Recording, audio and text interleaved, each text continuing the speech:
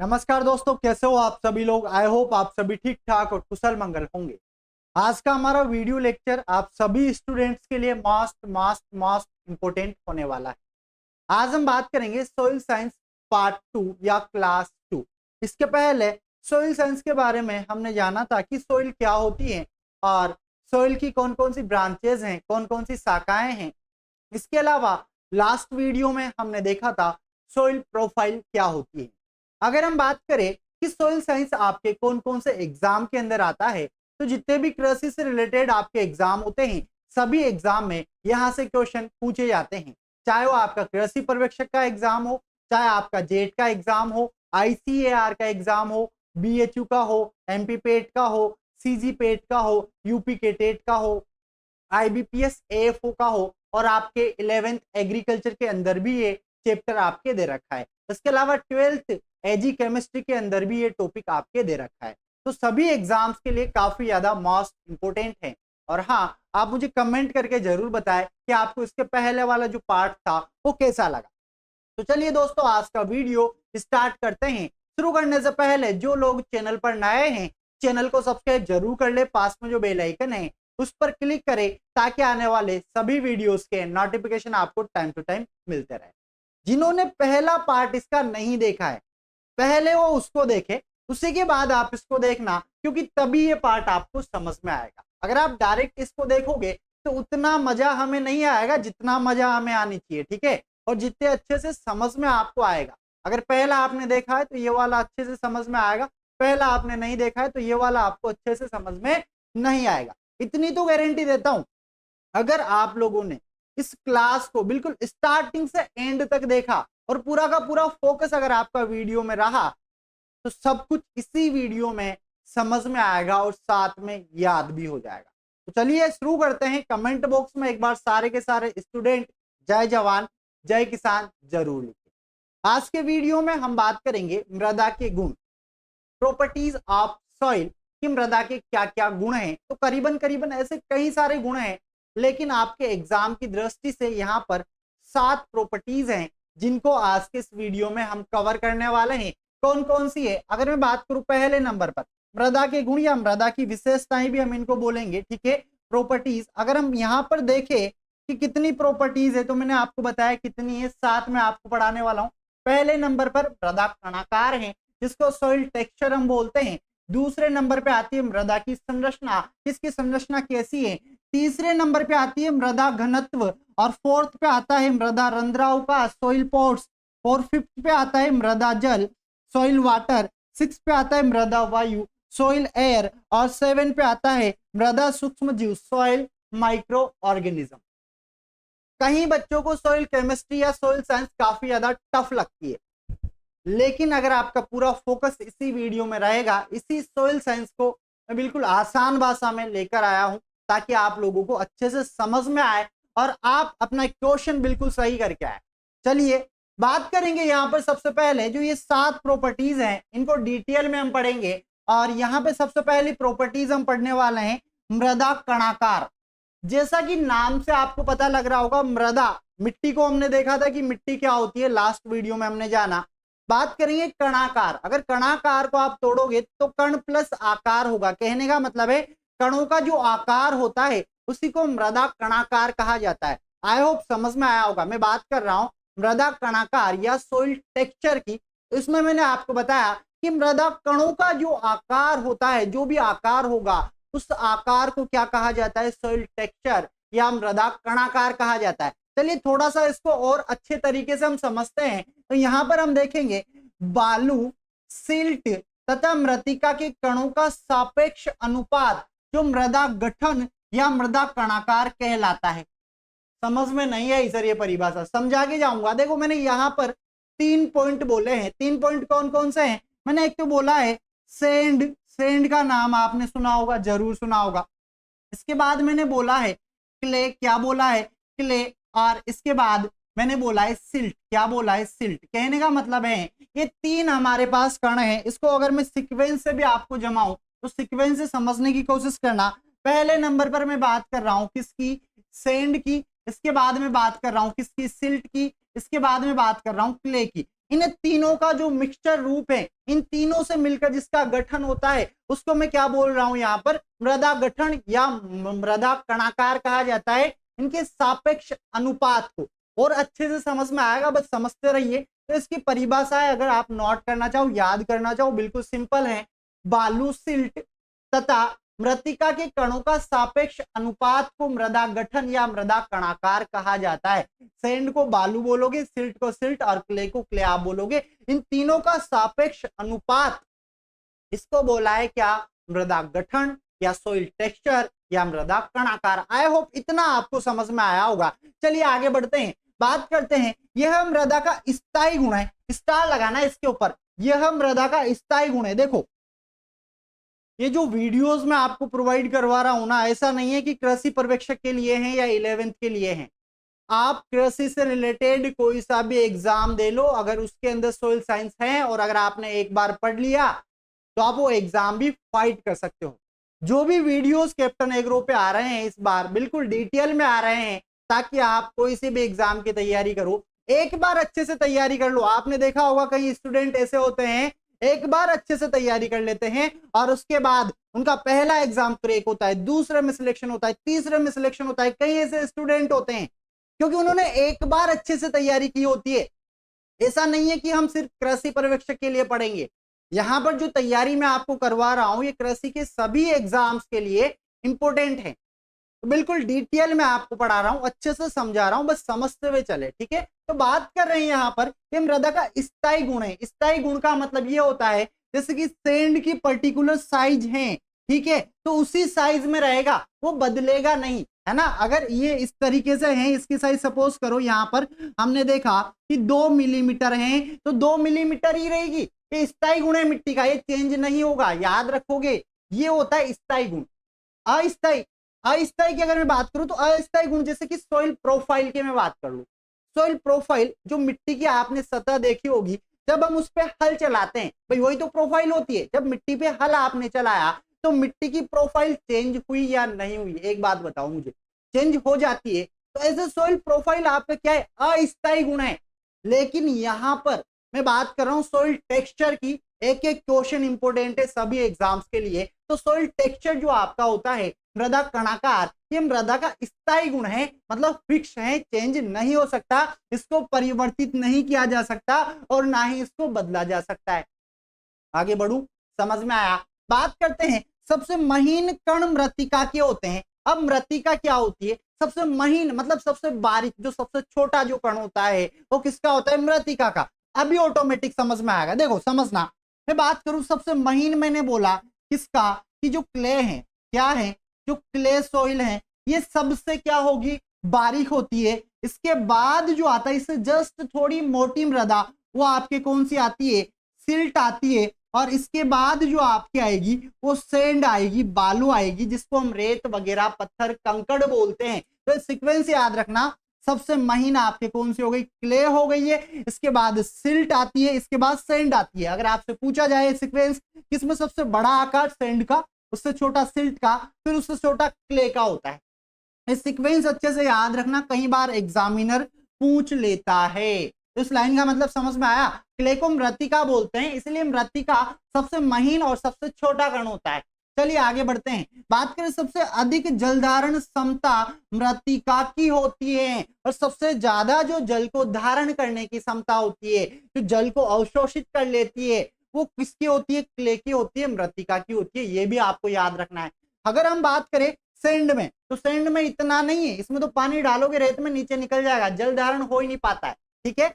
तो सबसे ज्यादा इसकी है, फिर इसकी उससे कम है, फिर इसकी। और समझ में आ रहा है, आई होप ये समझ में आया होगा आपको। बेसिक सा इंट्रोडक्शन मैंने आपको दिया किसका, सोइल टेक्सचर का, मृदा कणाकार का। आगे बढ़ते हैं, अब बात करेंगे जो कण है इनका आकार पर्टिकुलर फिक्स किया हुआ है, उस आकार को हम देखने वाले हैं। और वहां से आपके कृषि के कई सारे एग्जाम्स के अंदर क्वेश्चन पूछे गए हैं। और हाँ, अगर आप लोगों को ये वीडियो बिल्कुल समझ में आ रहा है तो यार लाइक और शेयर बनता है, क्योंकि कई सारे स्टूडेंट होते हैं, आपने देखा होगा यार, तैयारी सभी बच्चे करते हैं, कोई ऑफलाइन से करता है तो वहां फीस देते हैं। आप ऑनलाइन तैयारी कर रहे हो तो यहाँ आपसे कोई फीस नहीं मांग रहा, यहाँ आपका प्यार हमें चाहिए। प्यार का मतलब यह है क्या वीडियो को लाइक और शेयर करते रहे कंटिन्यू, उससे हमें भी मजा आएगा और आपको पढ़ने में भी मजा आने वाला है। तो बिल्कुल लाइक शेयर सारे के सारे स्टूडेंट करें। अगर आप में से 100 बच्चे देखते हैं तो 100 लाइक और शेयर करें, जबकि ऐसा नहीं होता है, 100 में से 5 बच्चे लाइक और शेयर करते हैं, क्योंकि रेशियो निकल के आ जाता है। तो प्लीज आपसे निवेदन है कि लाइक और शेयर करते रहे।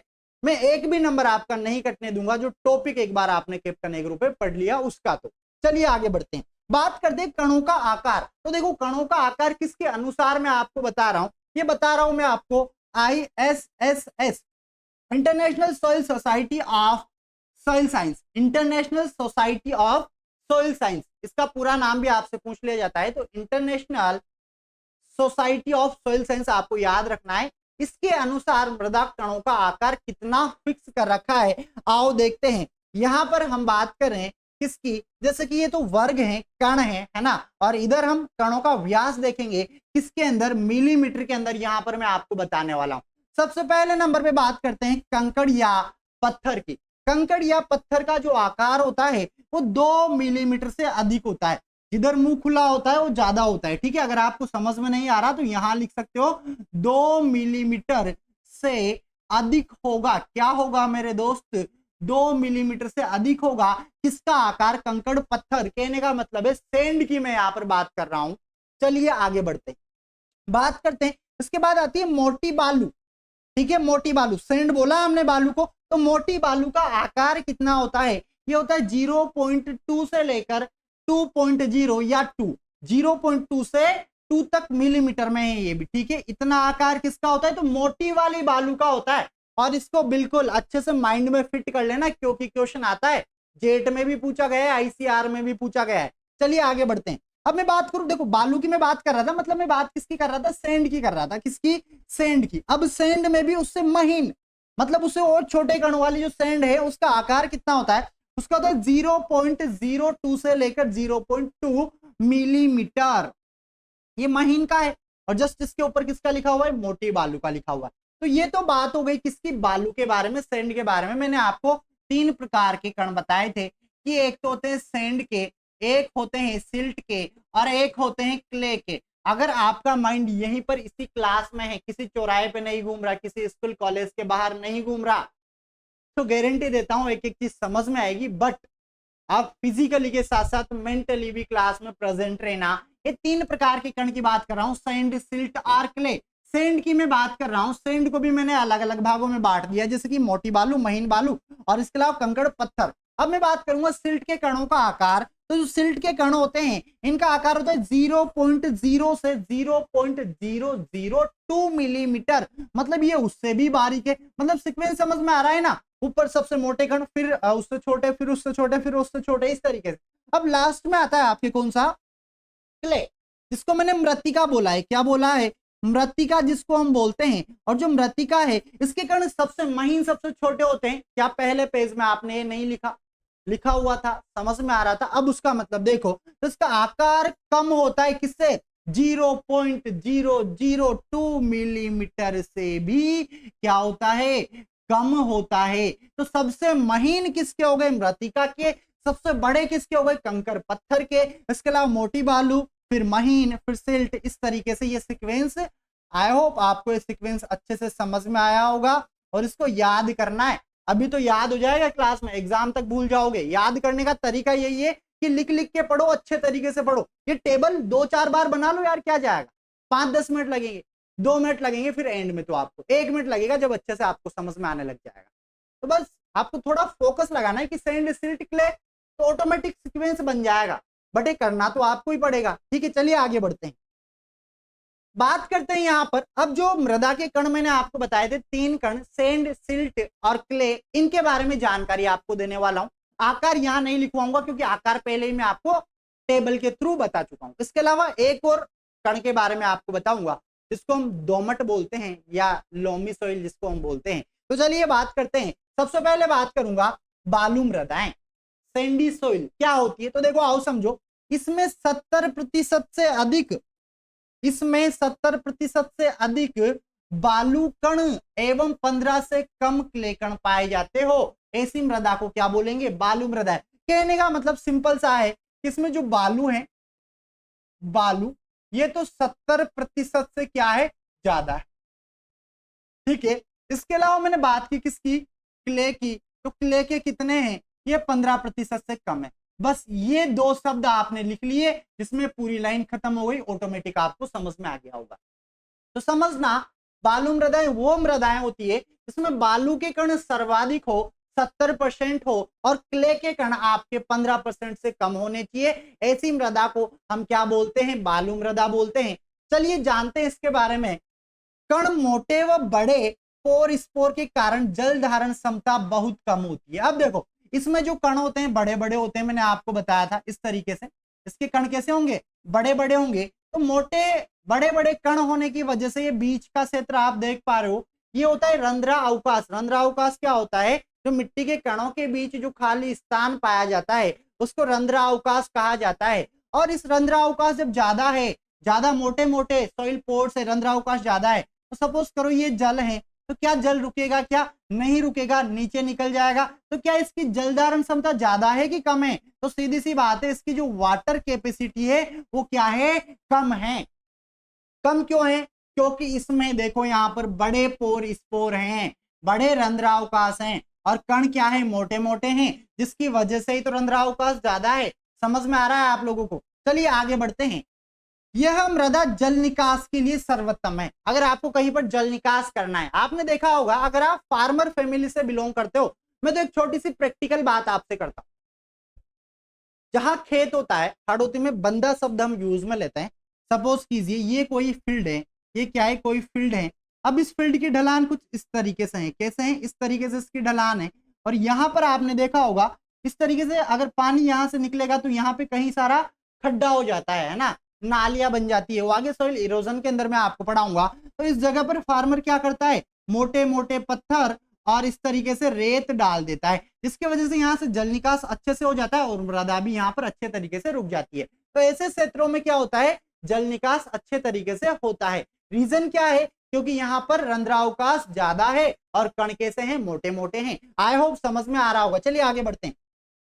इनमें पोषक तत्वों तथा कार्बनिक पदार्थों की मात्रा भी कम होती है। कम क्यों होती है, क्योंकि यार सारे के सारे पोषक तत्व और कार्बनिक पदार्थ बहकर चले जाते हैं या फिर नीचे चले जाते हैं, निक्षालन हो जाता है। इसीलिए इनमें प्लांट न्यूट्रिएंट और ऑर्गेनिक मैटर की मात्रा क्या होती है, कम पाई जाती है। किसके अंदर, बालू मृदाओं के अंदर। समझ में आ रहा है बाल को। चलिए आगे बढ़ते हैं।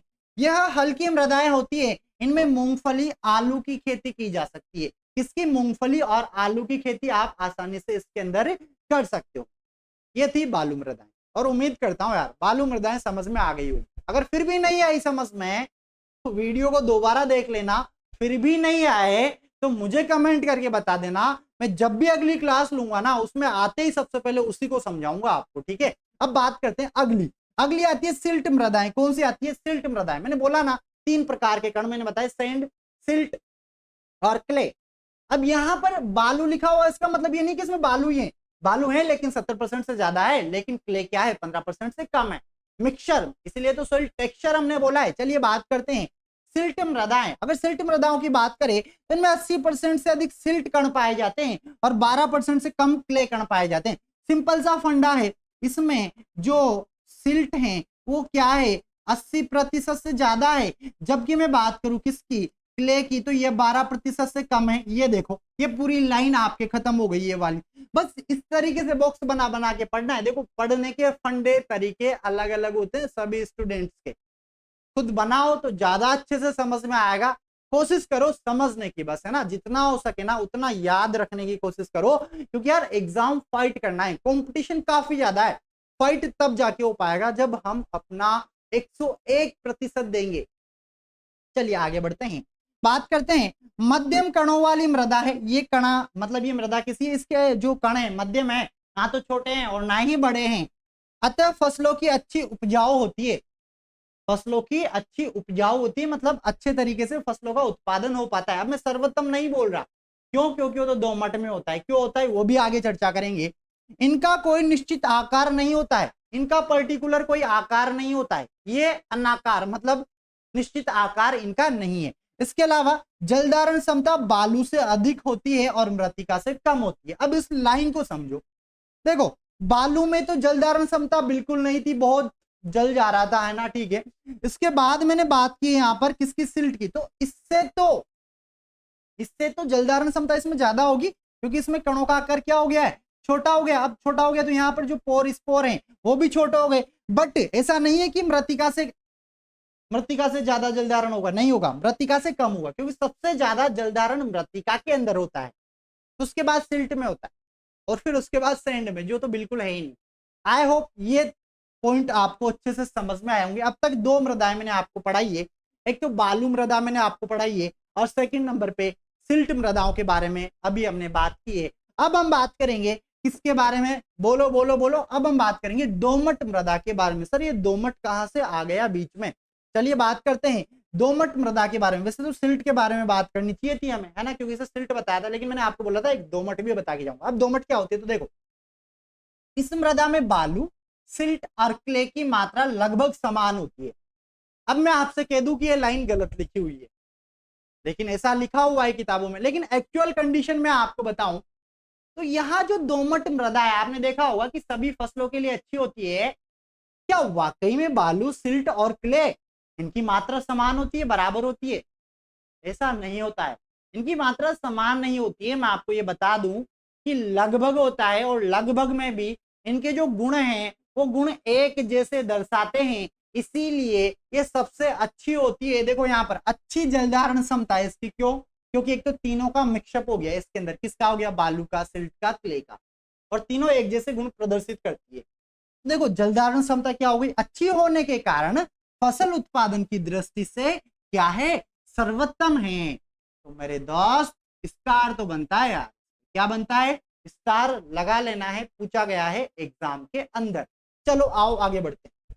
अब आते हैं हम किस पर, सिल्ट पर आते हैं। किस पर आते हैं, सिल्ट। अब देखो सिल्ट क्या है, सिल्ट व बालू की अपेक्षा सबसे छोटी व महीन है। देखो सिल्ट व बालू की अपेक्षा, सॉरी सिल्ट में आपको पढ़ा चुका हूं, यहां पर थोड़ा मिस्टेक है, यहां आप करना क्ले, यहां क्ले लिख लो भाई, क्या लिखोगे, ये थोड़ा गलत लिखा हुआ है, ठीक है, थोड़ा सा फोकस हमें लगाना है, इसमें सही हो जाएगा। यहाँ पर हम बात किसकी कर रहे हैं, क्ले की बात कर रहे हैं, किसकी बात कर रहे हैं, क्ले की बात कर रहे हैं। तो देखो क्ले क्या होती है समझो, ये फोर्थ नंबर पे आप लगाना। तो देखो सिल्ट व बालू की अपेक्षा सबसे छोटी और महीन है। मैंने बोला था ना स्टार्टिंग में कि यार सैंड है सबसे बड़ी, उसके बाद सिल्ट है, उसके बाद आता है आपके पास क्ले। तो क्ले तो क्या है, सबसे महीन है। तो देखो इन दोनों की अपेक्षा सबसे छोटी है और सबसे महीन है। आगे देखो इन मृदाओं में कम से कम 35% क्ले कण होना चाहिए। जैसे हमने देखा बालू में 70 होना चाहिए, 70 से अधिक।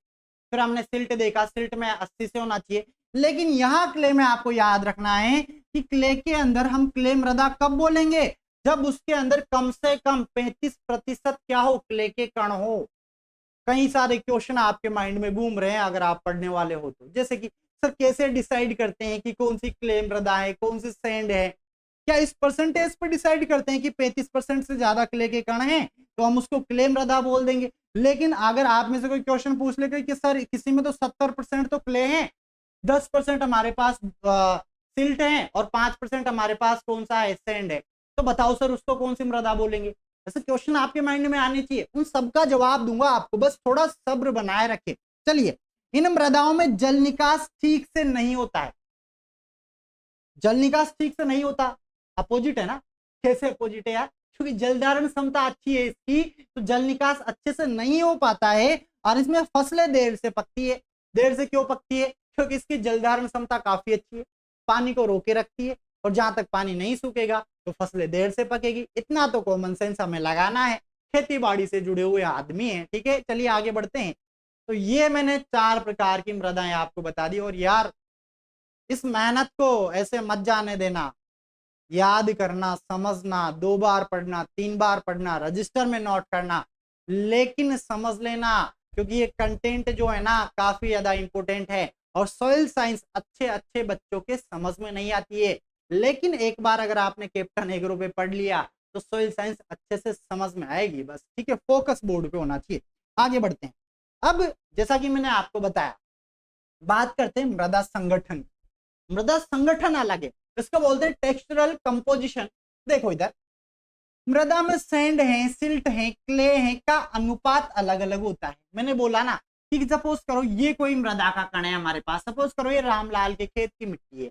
अब इसमें मान लो कि हमारे पास सैंड जो है 35% है, अगर हम बात करें सिल्ट की तो 70% है, इसके अलावा हम बात करें यहाँ पर क्ले की तो क्ले जो हमारे पास हो जाएगा वो 5%, इस तरीके से हो जाएगा। तो ये अलग अलग हो सकता है इनका अनुपात सभी मृदाओं में। लेकिन क्वेश्चन मार्क तो यहाँ आता है ना कि सर फिर ऐसी मृदा को क्या बोलेंगे। हमने बोला कि जिसमें 80% से ज्यादा क्या है, सैंड है, उसको तो हम सैंडी सॉइल बोल रहे हैं। इसमें हमारे सॉरी उसको हम क्या बोल रहे हैं, सपोज करो 70% से ज्यादा अगर उसके अंदर क्या है सैंड है तो उसको हम सैंडी सॉइल बोल रहे हैं। 80 से ज्यादा है तो 80 से ज्यादा, अगर सिल्ट है तो सिल्ट सॉइल बोल रहे हैं। 35 से ज्यादा क्ले है तो उसको क्ले सॉइल बोल रहे हैं। लेकिन इस मिट्टी को क्या बोलेंगे, क्या नाम दोगे आप इस रिश्ते को, क्या नाम दोगे इस मिट्टी को, रामलाल के खेत की मिट्टी को, ये हम जानेंगे। बस थोड़ा सा सस्पेंस बनाए रखें। जिस मृदा में 85% से अधिक सैंड होता है उसे सैंडी सॉइल बोला। अभी जस्ट मैंने आपको बताया, अभी जस्ट मैंने उल्टा बोल दिया। तो देखो इधर, जिस मृदा में 85% से अधिक सैंड है उसको तो मैंने सैंडी सॉइल बोल दिया। इसके बाद बोल रहा हूं कि जिस मृदा में 80% से अधिक सिल्ट होता है उसको मैंने सिल्टी सॉइल बोल दिया। क्या बोल दिया, सिल्टी सॉइल। और जिस मृदा में 35% से अधिक क्ले हैं उसको मैंने क्ले सॉइल बोल दिया। लेकिन पिक्चर तो यहां आके उलझती है ना कि सर इसको क्या बोलूंगा। आओ देखो समझो, सैंडी सॉइल और क्ले सॉइल के बीच की स्थिति को लोमी सॉइल कहा जाता है। दोमट मृदा किसको कहा जाता है, सैंडी और क्ले, इन दोनों के बीच की जो स्थिति है उसको हम दोमट मृदा या फिर लोमी सॉइल बोलते हैं। और फसलों के लिए सबसे बेस्ट जो सॉइल है वो आपकी दोमट मृदा होती है। आपने देखा होगा कई सारी फसलों में दोमट मृदा होना चाहिए। ठीक है, चलिए आगे बढ़ते हैं। दोमट मृदा में सैंड, सिल्ट, क्ले, मैंने बताया था ना, क्या बताया था कि लगभग बराबर होते हैं। तो देखो थोड़ा चेंज है, समान अनुपात में नहीं पाए जाते, मैंने पहले ही बोल दिया था आपसे, परंतु ये तीनों कण समान अनुपात में अपना गुण दर्शाते हैं। क्या समझे भाई, जो लोमी सॉइल है ना, ऐसा नहीं है कि उसमें सैंड, सिल्ट, क्ले ये तीनों बराबर मात्रा में पाए जाएंगे, नहीं, बराबर मात्रा में नहीं होते हैं, लगभग होते हैं, बट इनका जो गुण दर्शाने का प्रवृत्ति है वो तीनों की एक जैसी हो जाती है। इसीलिए इसको हमने क्या बोल दिया है कि ये सबसे द बेस्ट सॉइल है किसके लिए, क्रॉप प्रोडक्शन के लिए, फसल उत्पादन के लिए। अब आगे बढ़ते हैं, इस क्वेश्चन का जवाब आगे देने वाला। देखो, मृदा के प्रकार का निर्धारण कैसे करेंगे कि रामलाल के खेत की मिट्टी कौन सी है, श्यामलाल के खेत की कौन सी है, केसरी लाल के खेत की है, इस तरीके से है ना समझने का प्रयास करना। तो देखो, क्या हो अगर मृदा में 12% क्ले हो जाए, 55% सैंड हो जाए और 31% सिल्ट हो जाए, उस केस में उस मृदा को क्या बोलोगे, यही तो क्वेश्चन मार्क है। तो देखो ये भी समझाऊंगा। इसको जानने के लिए वैज्ञानिकों ने क्या किया, एक नया तरीका निकाला गया है। वैज्ञानिकों ने इस स्थिति को ध्यान में रखते हुए सैंड, सिल्ट, क्ले कणों का प्रतिशत के आधार पर 12 कणाकार वर्गों में बांटा। किसको, मृदा। उनको पता था कि कहीं न कहीं तो मिट्टी मिक्स होगी, इनका अनुपात अलग अलग होता है, एक जैसा तो नहीं होता है। अब क्या 3 ही नाम थोड़ी देंगे हम मृदा को, या 4 ही नाम थोड़ी देंगे, 12 प्रकार के नाम आप उनको दे सकते हो। किसके आधार पे, तीनों के मिक्सचर के आधार पे। कैसे, आओ समझो इधर। जिसके द्वारा हम ये सब कुछ ज्ञात करते हैं कि कौन सी मृदा है उसको कहा जाता है सॉइल टेक्सचर ट्रायंगल। कई सारे बच्चे इस ट्रायंगल को देखकर डर रहे होंगे, लेकिन डरने की जरूरत नहीं है, बहुत आसान है। देखो इस ट्रायंगल को अगर आप अच्छे से देखोगे, आंखों में आंखें डाल के इसके, तो समझ में आएगा। इस ट्रायंगल में 12 प्रकार की मृदाएं हैं, मतलब 12 प्रकार के कणाकार हैं जो मैंने बोला है। देखो कणाकार कितने, 12 प्रकार के। कि यहाँ पर देख पा रहे हो ये क्ले का है पूरा का पूरा, ठीक है, ये सिल्टी है, सिल्टी क्ले है, ये सैंडी क्ले है, सैंडी क्ले लोम है, क्ले लोम है, सिल्ट क्ले लोम है, लोम है, सिल्ट लोम है, सिल्ट है, सैंडी लोम है, इसके अलावा लोमी सैंड है और सैंड है। दिख नहीं रहा होगा लेकिन इसके अंदर 12 प्रकार के कणाकार। सर ये बताओ कि इससे कैसे ज्ञात करेंगे। तो देखो इस तरफ जो रेशियो आपके आ रहा है ये किसका है, सिल्ट का है। किसका है, सिल्ट का है। बस समझने की कोशिश करना, थोड़ा फोकस बोर्ड पे बना लेना। और इसके अलावा जो ये इधर वाला परसेंटेज है ये आपके क्ले का है और इधर वाला जो परसेंटेज है आपके सैंड का है। सर इससे कैसे ज्ञात करेंगे, तो देखो फोकस करना। क्या हो अगर मृदा में 12% क्ले है। अब देखो इसमें क्ले किधर आता है, क्ले इधर है, इधर है, इधर है, किधर है, क्ले इस साइड पर है। अब क्ले कितना है 12%। अब देखो यहां से गिनती स्टार्ट हो रही है, 0 से 100 तक स्टार्ट हो रही है, तो हमें तो 12 पे आके रुक जाना है। क्या 12 यहां पर आता है, क्या 12 इस जगह पे आता है, तो यहां पर हो गया हमारा 12, यहां पर बस थोड़ा सा निशान लगा लो आपको, ठीक है। अब उसके बाद देखो क्ले कितना है 55%, सॉरी 55% सैंड है। अब सैंड वाला देखो किधर है, ये रहा सैंड वाला। अब सैंड देखो 55 कहाँ है, 10 20 30 40, क्या यहाँ आएगा, तो यहाँ आप निशान लगा लो, समझना। अभी सिर्फ निशान लगाना है, कोई लाइन वगैरह आपको नहीं खींचनी है। इसके बाद मैंने बोला 31% सिल्ट है। अब सिल्ट किधर है, तो सिल्ट इधर है, किधर है, इधर। अब 31 कहाँ पे आएगा, 10 20 30 और 31 यहाँ आएगा। अब हमें क्या कर लेना है, इस तरीके से लाइनें हमें खींच देनी है। क्या कर देना है, लाइनें हमें खींच देनी है, बिल्कुल सीधी सीधी लाइनें। और जहां पर आकर ये तीनों बिल्कुल मैच करेगी, इस जगह पर ये यहाँ पर मैच कर रही है। अब इस जगह पर देखो ये किस बॉक्स के अंदर आ रही है, तो ये जो बॉक्स हमारा बना हुआ है ना, ये किसका बना हुआ है, बोलो बोलो, ये सैंडी लॉम सॉइल का है। किसका है, सैंडी लॉम सॉइल का। तो यहाँ इसका आंसर हमारे पास क्या आया कि मृदा कैसी है, तो इस मृदा को मैंने बोला सैंडी लॉमी सॉइल। क्या बोला, सैंडी लॉमी सॉइल बोला। इसी तरीके का एक क्वेश्चन मैं आपको दे रहा हूं, इसका आंसर आपको मुझे कहां देना है, कमेंट बॉक्स में देना है, और जरूर जरूर देना है, कोशिश करना। देखो ऐसी मृदा जिसमें आपके पास, ऐसी मृदा जिसमें आपके पास जो क्ले के कण है, सपोज करो क्ले के कण कितने हैं आपके पास, 20% आपके पास क्ले हैं। इसके अलावा हम बात करें सैंड की, तो सैंड आपके पास 40% है। इसके अलावा हम बात करें यहाँ पर किसकी, सिल्ट की, सिल्ट, तो सिल्ट आपके पास ये कितना है, ये आपके पास सपोज करो ये भी 40% है। अब बताओ ये मृदा कौन सी होगी, इसका आंसर आप लोगों को मुझे कमेंट बॉक्स में देना है। कैसे देना है, बस ट्रायंगल के थ्रू आप आंसर दे सकते हो, ये बहुत आसान है। चलिए आगे बढ़ते हैं, ये हो गया मृदा का निर्धारण करना। अब हम बात करेंगे, अगला टॉपिक हमारा आता है मृदा संरचना। पहली स्लाइड पे जाने की जरूरत नहीं है, मैंने बताया था आते ही कि आज मैं आपको मिट्टी के गुण पढ़ाने वाला हूँ, प्रॉपर्टीज ऑफ सॉइल पढ़ाने वाला हूँ, जिसके अंदर सबसे पहले नंबर पे मृदा कणाकार था, जो आपका कंप्लीट हो चुका है और आई होप आपको समझ में आया होगा। सेकंड जो प्रॉपर्टीज है मृदा की, वो आती मृदा संरचना, सोइल स्ट्रक्चर। आइए समझते हैं क्या होता है। तो देखो मृदा कणों का व्यवस्थापन को मृदा संरचना कहा जाता है। मृदा कणों की जो व्यवस्था है जमने की, उसको क्या बोला है हमने, मृदा संरचना बोला है, कि किस तरीके से मृदा जमी हुई है। अब मुझे एक बात बताओ, ये मृदा का स्थायी गुण है या अस्थायी है। देखो कणाकार के लिए, कणाकार के लिए हमने बोला था कि ये स्थायी है, इसको बदला नहीं जा सकता, परिवर्तित नहीं किया जा सकता। क्या संरचना को परिवर्तित कर सकते हैं क्या, बिल्कुल कर सकते हैं ना यार। खेत में मिट्टी है, किसान आया, हल चला दिया, कल्टीवेटर चला दिया, तो संरचना बिगड़ी कि नहीं बिगड़ी, बिगड़ गई। तो ये तो यार अस्थायी है ना, ये स्थायी थोड़ी है, ये तो परिवर्तित हो गया, परिवर्तनशील हो गया। तो ये यहाँ पर स्टार लगा लेना, इस बॉक्स पे इंपॉर्टेंट है काफी ज्यादा। बात करते हैं, यह मृदा का अस्थायी गुण है क्योंकि इसमें परिवर्तन हो सकता है। कैसे हो सकता है, खेत की जुताई कर दी है, बारिश आने की वजह से भी हो सकता है, हल चलाने की वजह से हो सकता है, बुआई करने की वजह से हो सकता है, अलग अलग तरीके हैं। मृदा संरचना को कृषि क्रियाओं द्वारा बदला जा सकता है, जैसा कि अभी मैंने आपको बताया। इसके अलावा पेड्स किसको कहते हैं, ये समझ में आना चाहिए आपको, तब जाके आगे का वीडियो लेक्चर समझ में आएगा। तो मृदा कणों की प्राकृतिक समुच्चय को पेड्स कहा जाता है। तो बिल्कुल समुच्चय बना हुआ है उसको हम पेड्स बोलते हैं। समझ में आ रहा है, चलिए आगे बढ़ते हैं। अब यहाँ पर देखते हैं कि मृदा की संरचना कैसी होती है। अलग अलग प्रकार की हो सकती है ना, बिल्कुल आपके कैसी हो सकती है, मतलब ऐसे एक तरीके से स्क्वायर शेप में हो सकती है, गोल शेप में हो सकती है, अलग अलग हो सकती है।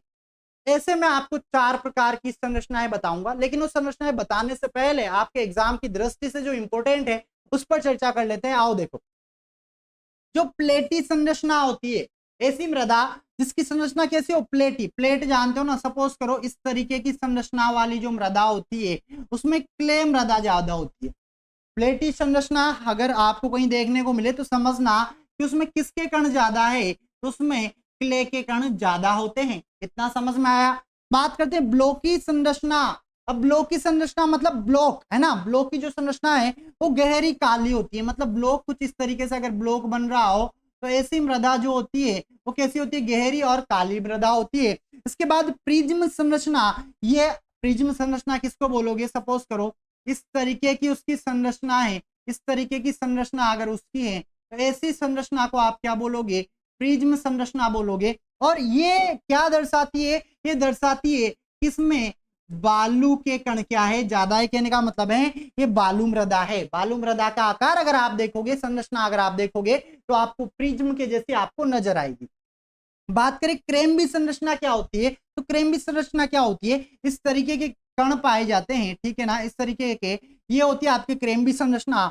और ये ज्यादा किसमें होता है, तो जितनी भी दोमट मृदाएं होती है आपने देखा होगा वो कौन सी होती है, क्रेम्बी संरचनाओं के अंदर होती है, क्योंकि उसमें तीनों का क्या होता है, मिक्सअप होता है।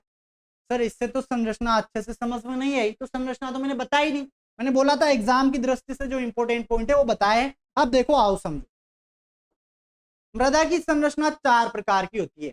इस टेबल में अच्छे से नजर नहीं आ रहा होगा, इसीलिए जो मैं बोल रहा हूं उसको ध्यान से सुनना। मृदा की संरचना के प्रकार कितने प्रकार की है, तो देखो 4 प्रकार की है मृदा। कितने प्रकार की है, 4 प्रकार की मृदा हमारे पास यहाँ पर है।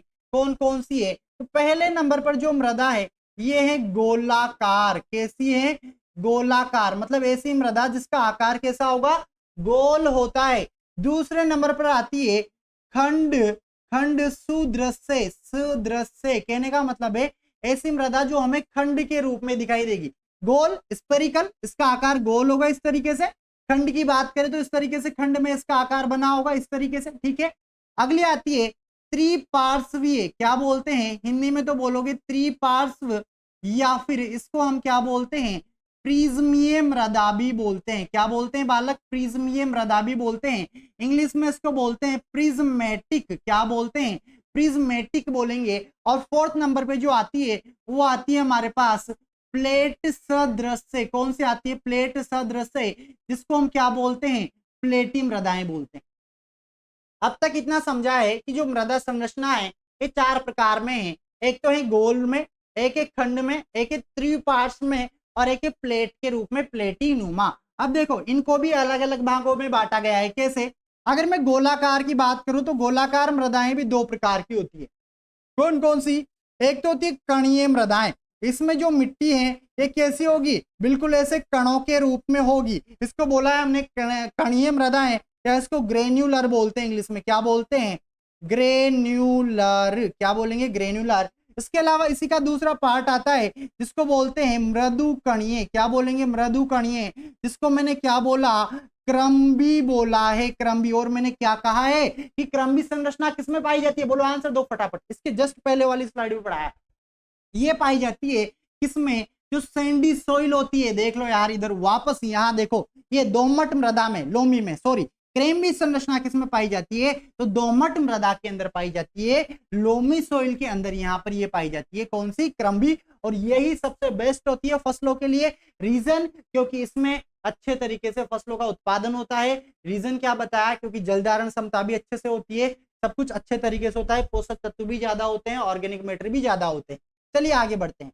अब ऐसे ही बात करें ब्लॉक की संरचना। ब्लॉक की संरचना मतलब समझ गए कि इसमें जो मिट्टी के कण होंगे वो ऐसे ब्लॉक के रूप में रहेंगे। ब्लॉक आपने देखे होंगे, इसको भी 2 भागों में हम बांटते हैं। पहला भाग हमारे पास आता है कोणित, कोणित खंडीय, कैसा आता है, कोणित खंडीय आता है। इसको एंगुलर ब्लॉक ही बोला जाता है। कोणित खंडित का मतलब है कुछ इस तरीके से होते हैं इसके अंदर ब्लॉक। और एक आता है उप कोणित खंडीय, जिसको सब एंगुलर ब्लॉक बोलते हैं। इसमें जो खंड होंगे कुछ इस तरीके से होते हैं, है ना, इस तरीके से। ये आपकी कौन सी होती है, कोणित उपखंडीय होती है। अब बात करते हैं प्रिज्मेटिक। प्रिज्मेटिक भी 2 प्रकार की है आपके, कौन कौन सी, एक तो प्रिज्मेटिक और एक है स्तंभी। अब प्रिज्मेटिक और स्तंभी में क्या डिफरेंस है पूछा जाता है, ध्यान दो फोकस। प्रिज्म आपने देखा होगा इस तरीके से, अगर क्या है मृदा का आकार है, प्रिज्म आपने देखा होगा इस तरीके से। तो इस तरीके की जो मृदा है इसको तो प्रिज्मीय हम बोलेंगे, क्या बोलेंगे, प्रिज्मीय। स्तंभी किसको बोलेंगे, स्तंभी मृदा में भी होगा तो ऐसे ही, लेकिन ऊपर इस तरीके से टोपीनुमा आपको दिखाई देगा। ऐसी मृदा को बोला जाता है स्तंभी या फिर कॉलुमनर सॉइल कहा जाता है। अब बात करते हैं प्लेटी या फिर प्लेट सदृश्य सॉइल की। तो देखो इसको भी 2 भागों में हम बांटते हैं। एक तो होती है स्तरीय, कैसी होती है, स्तरीय होती है, और एक होती है नॉर्मल प्लेटी। अब स्तरीय और प्लेटी में क्या डिफरेंस होता है, स्तरीय को लिमिनार इंग्लिश में बोलते हैं, प्लेटी को प्लेटी। तो स्तरीय में क्या होगा, सिर्फ एक प्लेट होगी, क्या होगी, ओनली एक प्लेट होगी। जबकि मैं बात करूं यहाँ प्लेटी में, तो प्लेटी में कुछ इस तरीके से होती है मृदा की संरचना, कैसी होती है, कुछ इस तरीके से मृदा की संरचना होती है। तो आई होप मृदा संरचना वाला टॉपिक अच्छे से समझ में आया होगा। 4 प्रकार की मृदाओं में बांटा है, बाकी इंपोर्टेंट आपके लिए क्या है तो उसके जस्ट पहले वाली टेबल में मैं आपको बता चुका हूं। चलिए आगे बढ़ते हैं। अब हम बात करेंगे मृदा घनत्व, और ये सोइल साइंस का सबसे इंपॉर्टेंट टॉपिक है। कई सारे बच्चों को समझ में नहीं आता है, बट फोकस बनाए रखना, बहुत आसान भाषा में इसको समझाने वाला हूं और बहुत ईजी है, ज्यादा कोई टफ लैंग्वेज नहीं है। तो समझते हैं कि मृदा घनत्व क्या होता है। घनत्व समझने से पहले कई बार एग्जामिनर क्वेश्चन पूछता है कि बताइए मृदा घनत्व या सोइल डेंसिटी इसको किसके द्वारा ज्ञात करते हैं, तो इसको पिक्नोमीटर के द्वारा ज्ञात किया जाता है बालक। किसके द्वारा, पिक्नोमीटर। 2-4 बार लो, 2-4 बार बोल लो, है ना, क्या बोलोगे कि मृदा घनत्व को पिक्नोमीटर के द्वारा ज्ञात किया जाता है।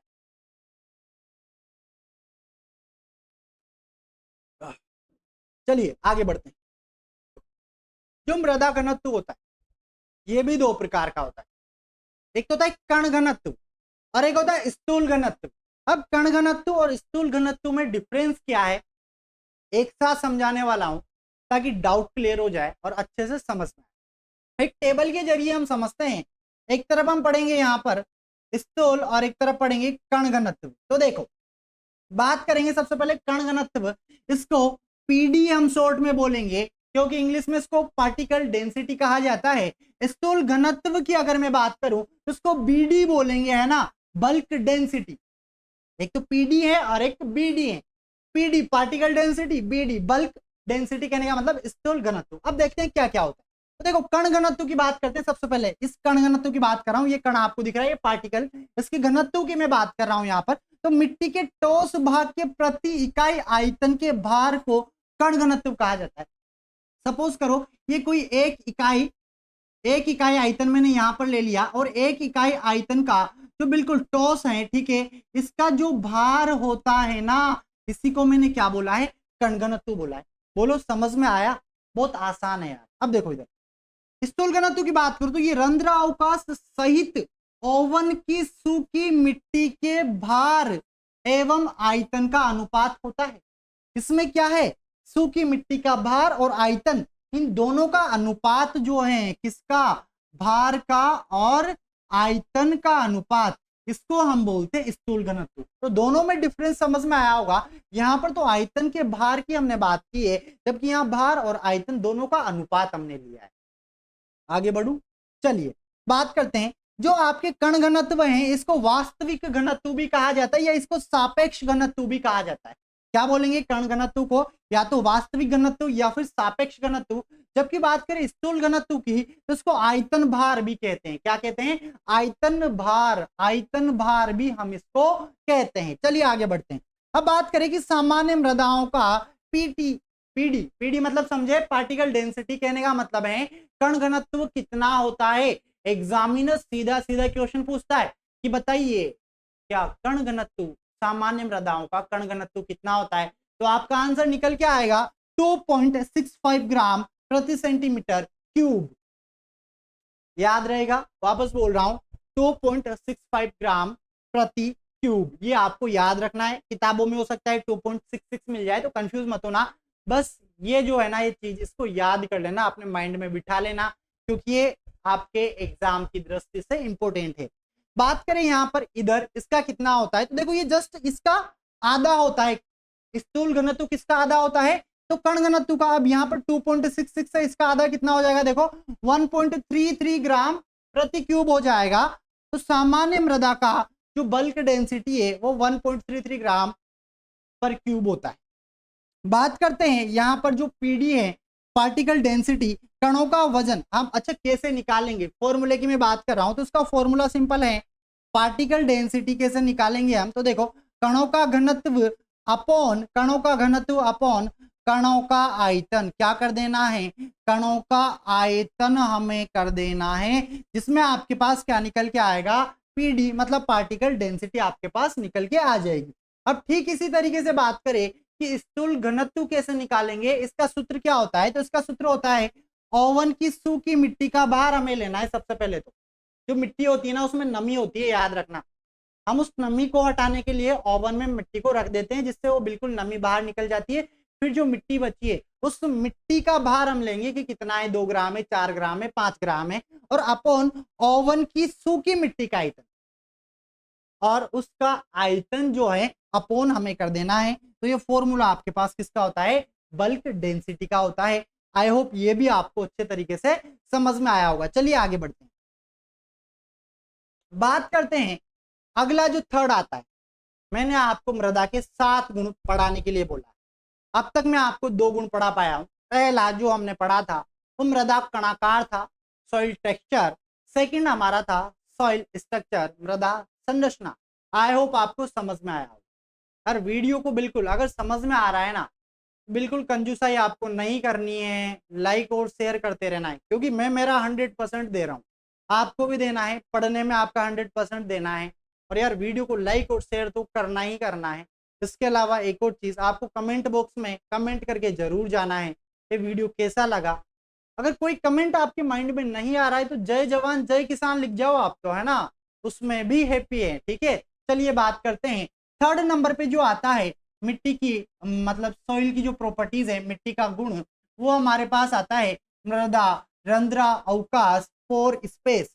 समझते हैं ये क्या होता है, इंपॉर्टेंट टॉपिक है। आओ देखो, मृदा द्रव्यमान का वह आयतन जो मृदा कणों या ठोस पदार्थों द्वारा गिरा हुआ नहीं होता है उसे मृदा रंध्र अवकाश कहा जाता है या कहलाता है। सीधी सी भाषा में मैं आपको समझाऊं, ये सोइल के कोई पार्टिकल हैं, क्या है बालको, ये सोइल के कोई पार्टिकल हैं। ये देखो ये पार्टिकल है इस तरीके से। अब इस पार्टिकल के बीच में ये देख पा रहे हो, ये ठीक है, ये है रंध्रावकाश। ये क्या है, आपके रंध्रावकाश है, ये है ना, इनको बोल रहे हैं हम रंध्रावकाश। जिनमें क्या भरा रहता है, जिनमें जल भरा रहता है, जिनमें वायु भरी रहती है, यही तो रंध्रावकाश है। जो मिट्टी के कण से, कण का नहीं है ना, ठोस भाग का जो खाली स्थान है उसको बोल रहे हैं। तो देखो इस रंध्रावकाश में वायु तथा जल भरा रहता है, तो क्या भरा रहेगा इसके अंदर, जल भरेगा या वायु भरेगी। चलिए आगे बढ़ते हैं। बड़े कणों वाली मृदाओं में महीन कणों वाली मृदा की अपेक्षा रंध्रावकाश कम होता है। मुझे एक बात बताओ, ये लाइन किस किस बालक को समझ में आ गई, और ये समझ में आना चाहिए कैसे, देखो इधर फोकस बोर्ड पे होना चाहिए तब जाके लाइन समझ में आएगी, इंपॉर्टेंट है। यहां ये लाइन आपको समझा रही है कि महीन कणों वाली मृदा की अपेक्षा रंध्रावकाश कम होता है। किसका, मोटी मृदा का, मतलब मोटी। सपोज करो ये कोई यहां पर मैं बॉक्स ले लेता हूं, इसमें मैं मृदा के कितने कण रखता हूं, देखते जाओ आप। मैंने इसमें मृदा के कितने कण रखे, ये 4 कण मैंने यहाँ पर रख दिए। कितने कण, 4 कण रख दिए मैंने यहाँ पर। अब इसमें जो रंध्रावकाश है वो कौन सा है, ये वाला रंध्रावकाश है। ये जो देख पा रहे हो ना आप, ये पीला पीला भाग, ये रंध्रावकाश है। अब ये मोटे कण वाली मृदा है, लेकिन ये लाइन आपको समझा रही है कि जो महीन कण वाली मृदा होती है उनमें रंध्रावकाश ज्यादा होता है। अब कैसे होता है, तो देखो एक और डायग्राम में यहां पर बनाता हूं, और इसमें पार्टिकल बड़े नहीं लेके महीन लेते हैं। किसके अकॉर्डिंग, इस लाइन के अकॉर्डिंग। तो देखो ये मैंने महीन ले लिए, ये महीन ले लिए, और छोटे छोटे मैंने कर दिए यहाँ पर। समझते हुए चलना भाई, फोकस बोर्ड पे बनाए रखना, तब जाके चीजें समझ में आएगी, अन्यथा ऊपर से जाएगा, फिर बाद में कहोगे कि सर समझ में नहीं आया, आपने गारंटी दी थी। तो देखो इधर ये मृदा के कण है। अब इस लाइन को समझो, बड़े कणों वाली मृदा में महीन कणों वाली मृदा की अपेक्षा रंध्रावकाश कम है। कहने का मतलब है इसमें जो रंध्रावकाश है, रंध्रावकाश का मतलब पोर स्पोर, वो क्या है, कम है। सीधी सी बात है, दिख गए होंगे आपको, ये कम है।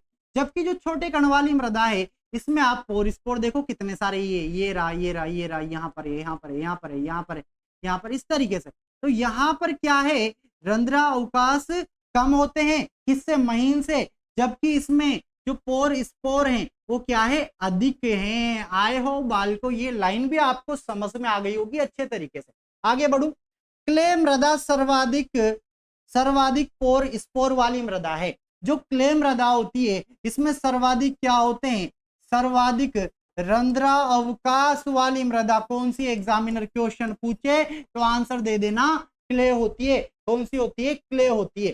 चलिए, मृदा रंध्र अवकाश प्रतिशतता क्या होता है? कई बार एग्जामिनर इसको पूछ लेता है, ये वो अलग है, ये अलग है। ये पूछ रहा है मृदा रंध्र अवकाश प्रतिशतता, परसेंटेज। तो देखो, मृदा के कुल आयतन का वह प्रतिशत भाग जो रिक्त है, मैंने बोला ये मृदा आयतन, सपोज करो पूरे को आयतन हमने ले लिया, यहां पर ये जो रिक्त स्थान है ना, इसको बोल रहे हैं मृदा रंध्र अवकाश प्रतिशतता।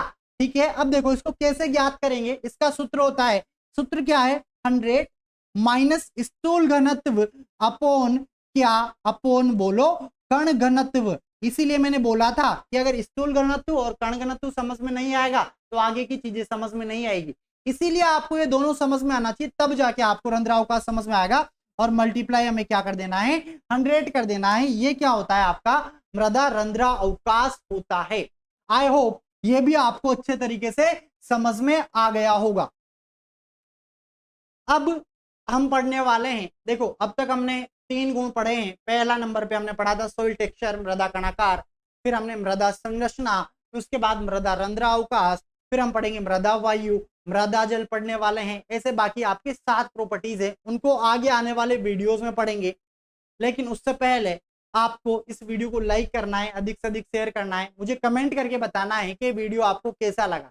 इस पे जल्दी से जल्दी बिल्कुल व्यूज और लाइक बढ़ाओ, और आगे आने वाला जो वीडियोस होने वाला है वो आपके एग्जाम के लिए काफी ज्यादा इंपॉर्टेंट होने वाला है, क्योंकि मृदा की और भी प्रॉपर्टीज के बारे में हम उसमें बात करने वाले हैं।